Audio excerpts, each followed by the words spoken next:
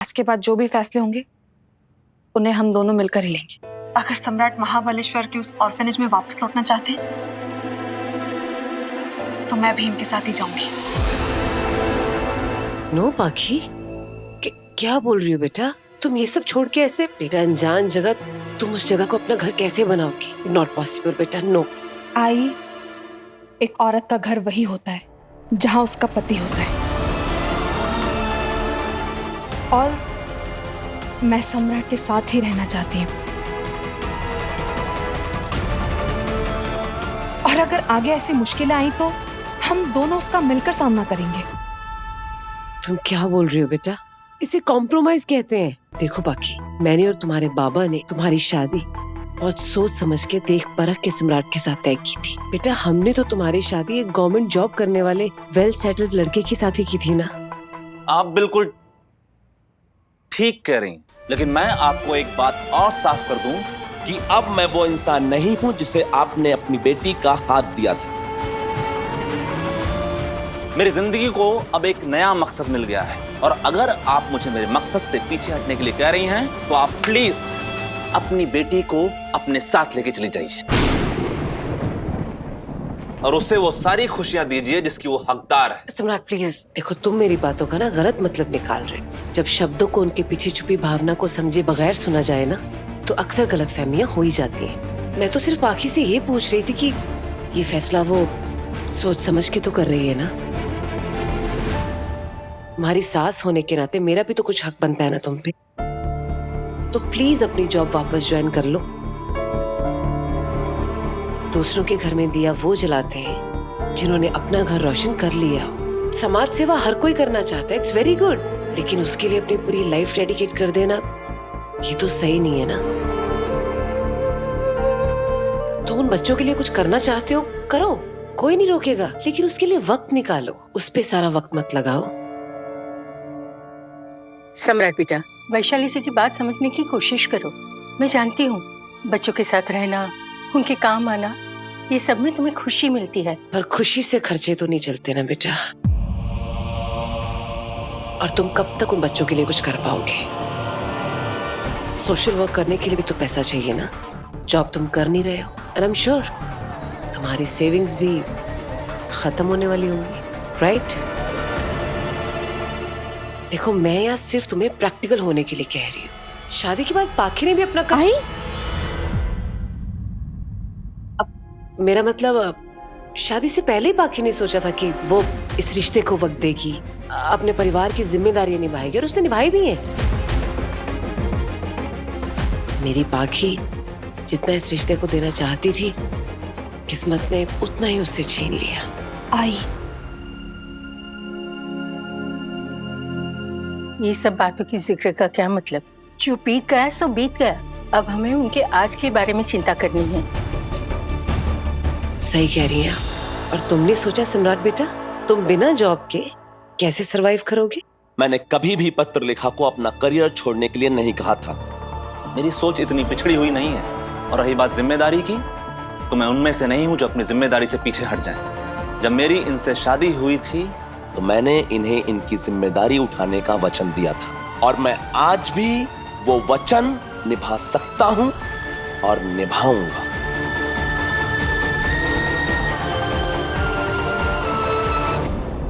आई, आप ये क्या बात कर रही हैं? सम्राट बस वही कर रहा है जो उसे करने में खुशी मिलती है। मैं खुद कोई जॉब क्यों नहीं कर सकती? मेरे पास अभी भी जॉब करने के ऑप्शंस हैं, है ना? नहीं पाखी बेटा, तुम ऐसे कैसे बोल रही हो? देखो बच्चे, तुम हमारी इकलौती बच्ची हो, बहुत लाड से पाला तुमको। तुम हमें छोड़ के, ये सब छोड़ के किसी अनजान शहर में कैसे जा सकती हो बेटा? देखिए, पत्र लेखा मेरे साथ आना चाहती है, लेकिन मैं 100% श्योर नहीं हूं कि मैं इसे अपने साथ लेके जाऊंगा।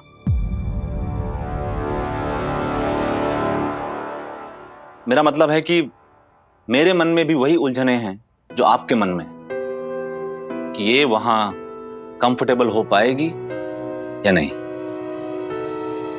लेकिन मैंने तय कर लिया है सम्राट कि तुम्हारे साथ जाना मेरी ख्वाहिश है, और तुम अपनी बीवी की ख्वाहिशें नजरअंदाज नहीं कर सकते। मैं तुम्हारी ख्वाहिशें समझता हूं पत्रलेखा, लेकिन जब जोश का सूरज ढलता है तो इन बातों की गर्मी भी ठंडी पड़ जाती है। अभी तुम जोश जोश में ये सब कह रही हो और कल शायद मेरे साथ चलने के लिए राजी भी हो जाओ, लेकिन जब तुम्हारा जोश ठंडा होगा उसके बाद क्या? मैं बताता हूं। तुम एक पल के लिए भी मेरे साथ रहना नहीं चाहोगी। मैं अच्छी तरह जानता हूं कि जब हम चौहान निवास के बाहर कदम रखेंगे तुम्हारी ये एक्साइटमेंट, तुम्हारी ये बातें एकदम हवा में पुफ हो जाएंगी। इसका उल्टा भी तो हो सकता है ना सम्राट। मेरे पति के साथ रहकर मेरी विल पावर भी तो बढ़ जाएगी। क्या तुमने नोटिस नहीं किया जब से तुम इस घर में वापस आए हो मेरे साथ ऐसा ही हो रहा है? सच में ऐसा ही हो रहा है?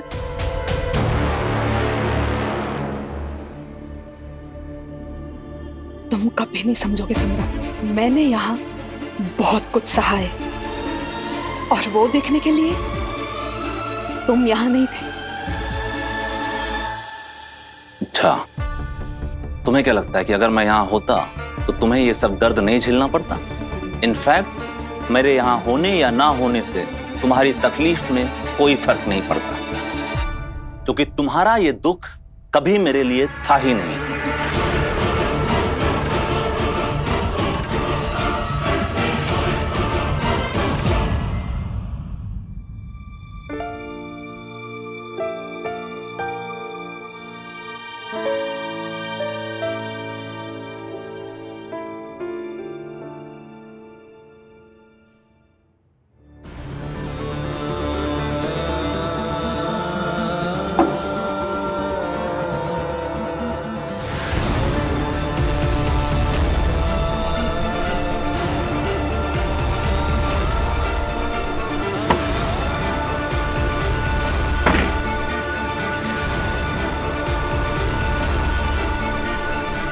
देखो, साफ साफ मैं तुम्हें एक बात समझा देता हूं।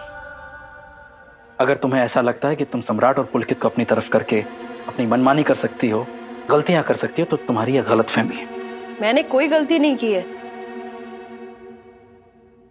और मैं भी आपको एक बात साफ साफ कह देती हूँ विराट सर, आप मुझ पर जोर जबरदस्ती कर कोई काम नहीं करवाइए प्लीज। आपको क्या लगा आप मुझे ऐसे कमरे में बंद कर देंगे तो मैं डर जाऊंगी? डर जाऊंगी? मैं उन लोगों में से नहीं हूं विराट सर जिनको डरा कर आप काबू में कर सकते हैं। मैंने जो कुछ भी किया बिल्कुल गलत नहीं किया। और आपको पता है, सम्राट दादा और पुलकित जीजू मेरे साथ इसलिए नहीं खड़े हैं क्योंकि मैं सही हूं, वो मेरे साथ इसलिए खड़े थे क्योंकि मैं सही हूं। लेकिन अब तो वो नहीं है ना यहाँ पर। आपका गुस्सा नजर आ रहा है, आपका गुस्सा अभी भी है। ठीक है, आप एक काम करिए,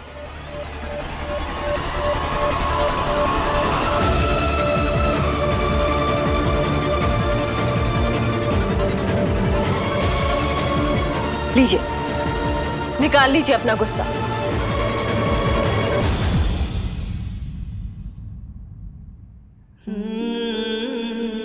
कर क्या रही हो तुम? लीजिए ना, निकालिए अपना गुस्सा, दीजिए मुझे सजा। मुझे सजा देना चाहते हैं ना, लीजिए विराट सर।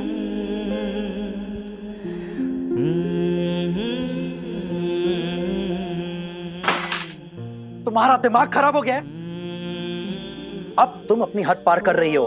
लेकिन मैं तो हमेशा से ऐसे ही हूं ना, हमेशा अपनी हद पार कर देती हूँ।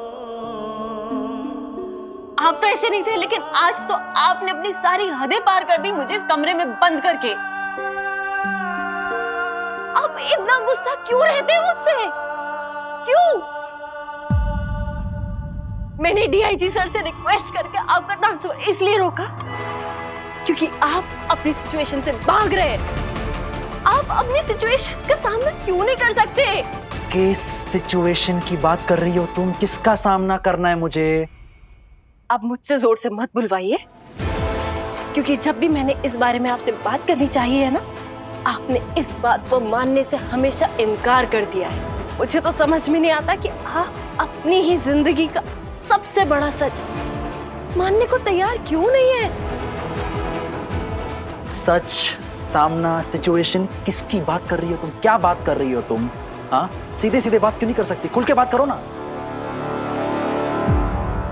ठीक है, तो मैं खुल के बोलती हूँ, सीधी सीधी तरीके से बोलती हूँ। प्लीज। आप पाखी दीदी और सम्राट दादा की शादी से शुरू से ही खुश नहीं थे, लेकिन क्योंकि सम्राट दादा आपके भाई हैं, इसलिए आप उन्हें धोखा नहीं देना चाहते थे। इसीलिए आपने पाखी दीदी से कहा कि वो अपनी जिंदगी की नई शुरुआत करे सम्राट दादा के साथ, और वो मान भी गई। लेकिन किस्सा यहाँ खत्म नहीं होता है। पाखी दीदी ने सबके सामने, खास तौर पर आपके सामने, ये दिखाना शुरू किया, ये जताना शुरू किया कि न जाने वो सम्राट दादा के साथ कितनी खुश है। और ये देखकर आपको जलन होने लगी, आपको गुस्सा आने लगा, और आपने अपना सारा गुस्सा, सारी फ्रस्ट्रेशन मुझ पर निकाल दी। आपको ऐसे मुझे बलि का बकरा बनाकर अपनी सारी फ्रस्ट्रेशन मुझ पर निकालना ठीक लगता है क्या? बाड़ा, ये सब क्यों कह रहे हो? पत्र लिखा अपने रिश्ते की शुरुआत सच्चे मन से कर रही है। उसने आदित्य पतंग को पीछे छोड़ दिया है, फिर उसकी डोर पकड़ने से क्या फायदा? क्यों हमेशा तू उसके अतीत को उसकी वर्तमान में लाके खड़ा कर देता है?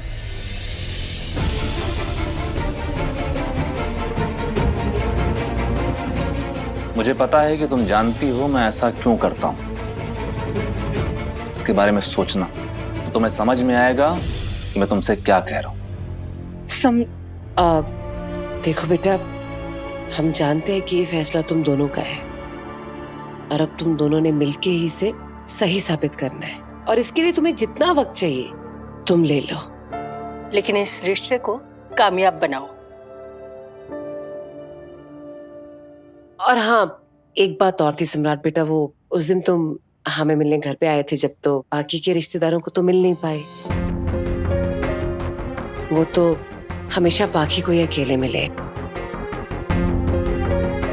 तो वो सब तुमसे मिलना चाहते हैं, तुम्हें और पाखी को एक साथ देखना चाहते हैं। इसलिए हमने घर पे एक छोटा सा फैमिली गेट टुगेदर रखा है, वहां तुम्हें आना होगा। देखिए, मैं दिल से खुश हूं कि आप इतना कुछ कर रही हैं, लेकिन मैं इतनी जल्दी इतना कुछ नहीं कर सकता। दिखावा करना मुझे आता नहीं है।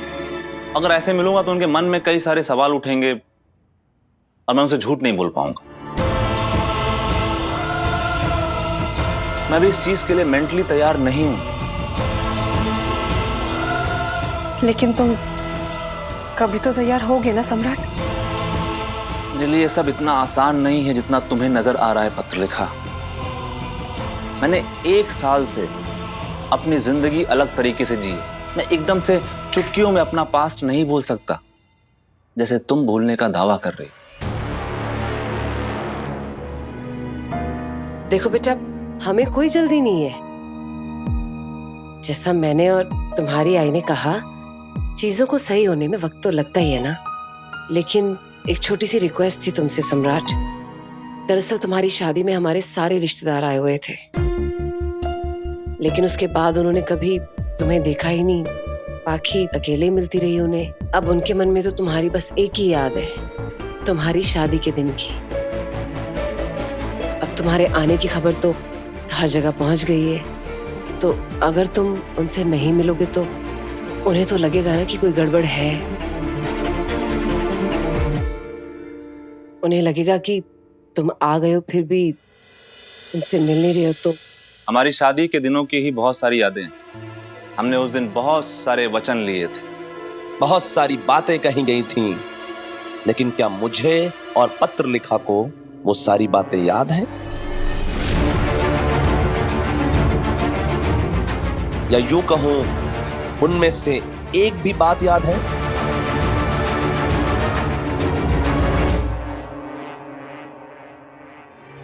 आप प्लीज मुझे इन फॉर्मेलिटीज या इन जिम्मेदारियों के लिए मजबूर मत कीजिए। कहीं ऐसा ना हो कि अनजान लोगों से बात करने के चक्कर में मैं मेरे अपनों से खुलकर बात न कर पाऊं।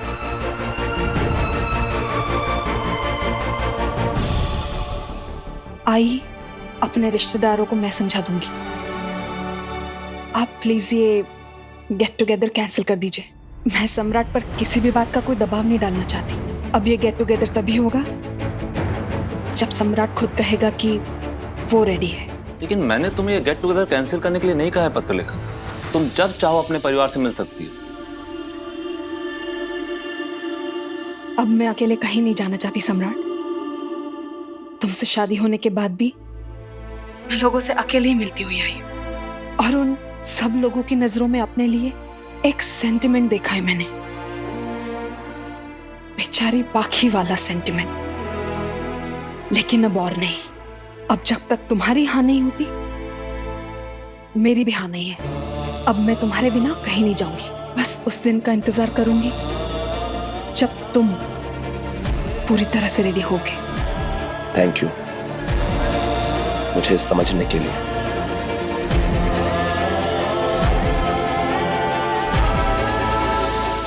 कब समझोगी तुम? कब? सही में बेसब्री से उस दिन का इंतजार कर रहा हूं जब तुम्हें हकीकत का एहसास होगा। सच में, सिर्फ इसीलिए कि तुम किसी बात को जोर देकर कह रही हो वो सच नहीं बन जाता।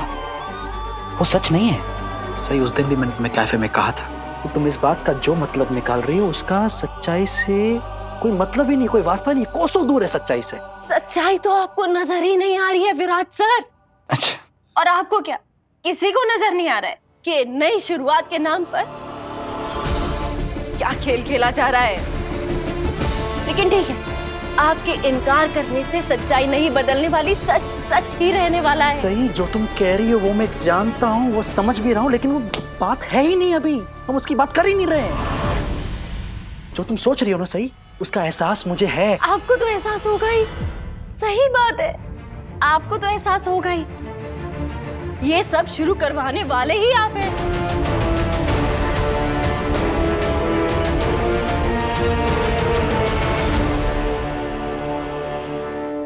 और अब आपको गुस्सा आ रहा है क्योंकि मुझे भी ये सब कुछ साफ साफ समझ में आ रहा है। आखिर दीदी सम्राट दादा के साथ दिखावे के लिए नई शुरुआत कर रही है। बाकी दीदी सम्राट दादा को अपने दिल में कभी जगह नहीं देंगी। ठीक उसी तरह जिस तरह आप अपने दिल में कभी किसी और को जगह नहीं देंगे।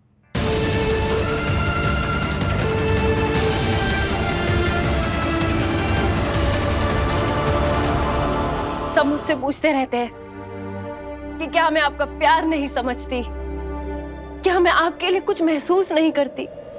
लेकिन मैं आपके लिए कुछ कैसे महसूस कर सकती हूँ विराट सर, जब आपके दिल में आज तक बाकी दीदी है।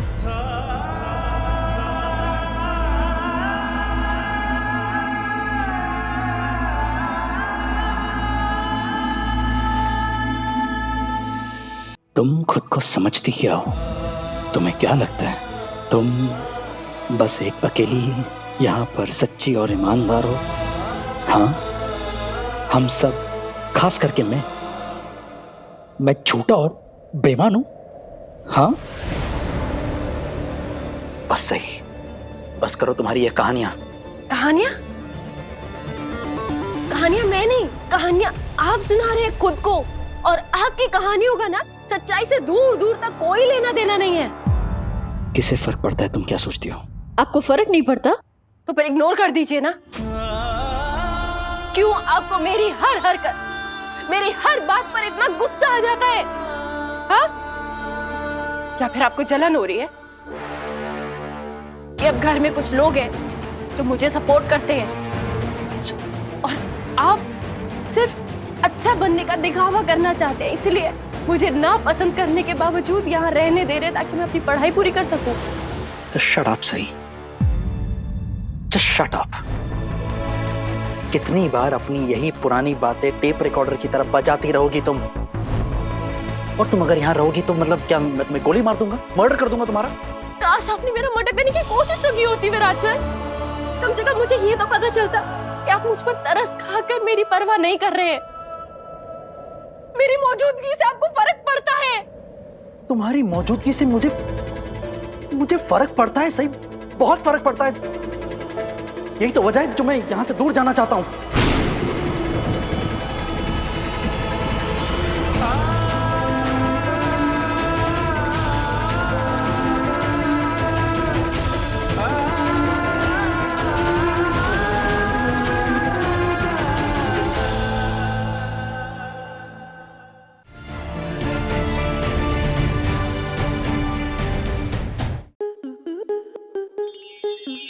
enjoy more such amazing videos, subscribe to our YouTube channel.